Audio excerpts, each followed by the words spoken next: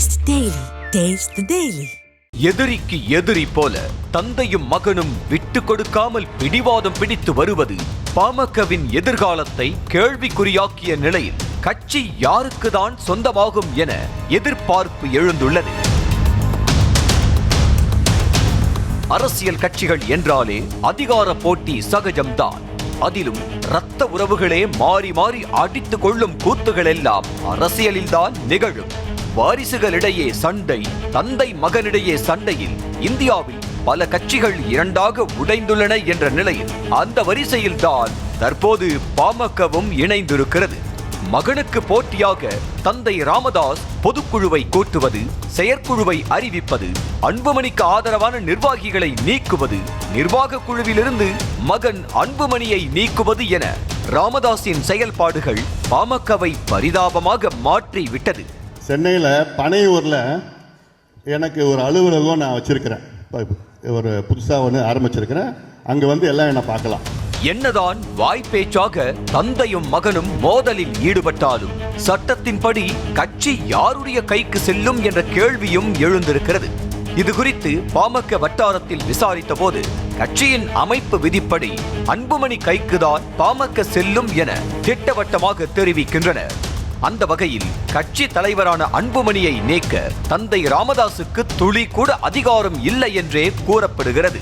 பொதுக்குழு கூடிதான் தலைவரை தேர்வு செய்ய வேண்டும் என்ற நிலையில் எந்த பொதுக்குழுவின் ஒப்புதலும் இல்லாமல் தன்னைத்தானே தலைவர் என ராமதாஸ் அறிவித்து முடிசூடி கொண்டாலும் செல்லுபடியாகாது என்கிறார்கள்.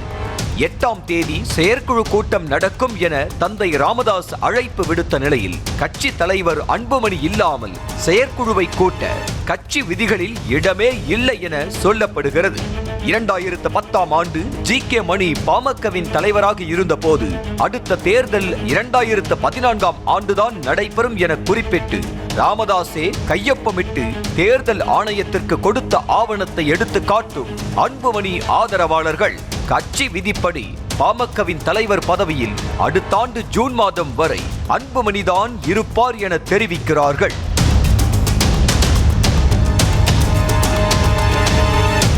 இது ஒரு பக்கம் இருக்க, பாமகவின் விதி எண் 15இல் பொதுக்குழுவால் தேர்வு செய்யப்பட்ட கட்சி தலைவர்தான் நிர்வாக குழு, செயற்குழு, பொதுக்குழுவை கூட்ட முடியும் என குறிப்பிடப்பட்டிருக்கும் நிலையில் குழப்பம் ஏற்படுத்த வேண்டும் என்றே ராமதாஸ் தனியாக செயற்குழு, பொதுக்குழுவை கூட்டி வருவதாக விமர்சனம் முன்வைக்கப்படுகிறது.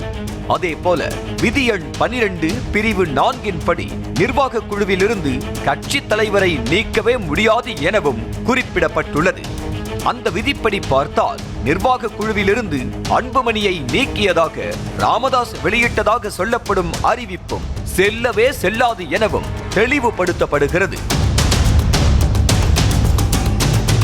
கட்சி விதிகளின்படி அன்புமணிக்குத்தான் முழு அதிகாரம் இருக்கிறது என்ற நிலையில் பழம்பெரும் அரசியல்வாதியாக இருந்தும் ராமதாஸ் குழப்பத்தை ஏற்படுத்துவது ஏன் என்பதுதான் நிர்வாகிகளின் கேள்வியாக இருக்கிறது. இதற்கு முன்பு அதிமுக போன்ற முக்கிய கட்சிகளில் பிளவு வந்தபோது கட்சி விதிகளை பின்பற்றிதான் தேர்தல் ஆணையமோ நீதிமன்றமோ முடிவெடுக்கும். தாங்கள்தான் உண்மையான அதிமுக என கூறி வந்த OPS டிடிவி தினகரனுக்கு எதிராக நீதிமன்றத்தை நாடிய எடப்பாடி பழனிசாமி கட்சி கொடி சின்னத்தை கூட எதிர்த்தரப்பினர் பயன்படுத்த முடியாத நிலையை ஏற்படுத்தினார்.